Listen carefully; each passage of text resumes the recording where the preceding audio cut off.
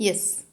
So mycoplasma are included in Kingdom Monera when we read it for the first time in NCERT textbook. But we still have certain differences between mycoplasma and bacteria, which I wanted to discuss in this concept video. If you see this picture of mycoplasma here, you can pretty much feel it has a cell wall. As you can see the outer, it says lipoprotein membrane in 3 layers. So this is plasma membrane. This is plasma membrane. This is not cell wall. If I have cell wall, then cell wall will be outside this. But you can see it has got double-stranded DNA as the genetic material, and it has its own ribosomes. That means it makes its own proteins.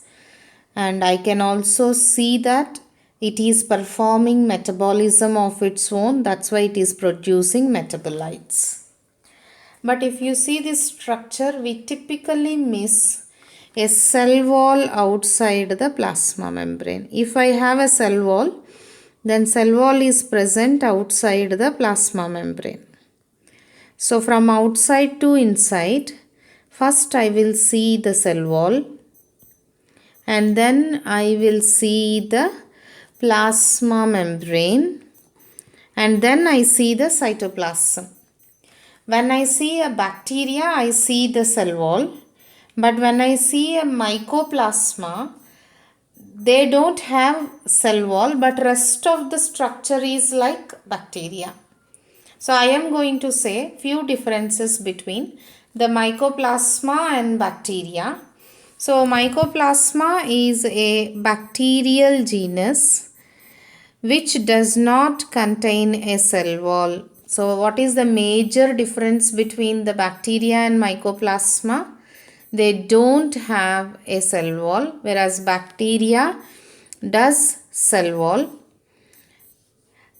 And shape of the mycoplasma, they are mostly spherical to filamentous, where bacteria shows different shapes such as coccus, that is circular, bacillus rod shaped, spirillum is twisted. Mycoplasma is highly pleomorphic. Pleomorphic means, pleo means plural, morphic means structure. We don't have a fixed shape for mycoplasma because they don't have cell wall. Whereas bacteria possess a definite shape due to the presence of rigid cell wall. Mycoplasma is considered the smallest bacteria with a small genome. Genome means genetic material.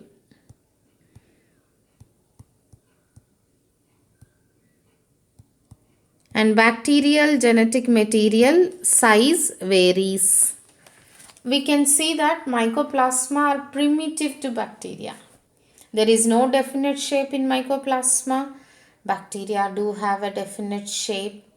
If at all there is a shape, the mycobacteria can be spherical or filamentous, but we have a more definite shapes in bacteria.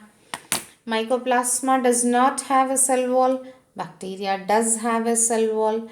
Mycoplasma is the smallest bacterium, and whereas bacterial genome size differs with different bacteria.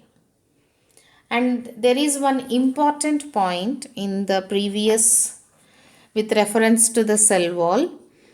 Penicillin. What is penicillin? Antibiotic. So what is an antibiotic? An antibiotic is, anti means against, biotic means life. It is against life. So I see there is a microorganism which is causing a disease. I give an antibiotic and kill the microorganism. That means this is against microorganism's life. We have penicillin. This is from fungus. We get this antibiotic from a fungus. And penicillin can inhibit cell wall synthesis.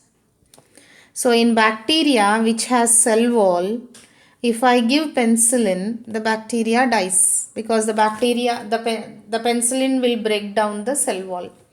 But mycoplasma does not have a cell wall.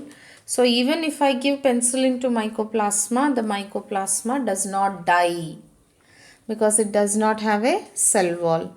So this absence of cell wall makes mycoplasma resistant to penicillin. So this is the difference between mycoplasma and bacteria. And the mycoplasma are supposed to be the smallest living organisms known, smallest bacteria without cell wall and pleomorphic shape, resistant to penicillin. Clear?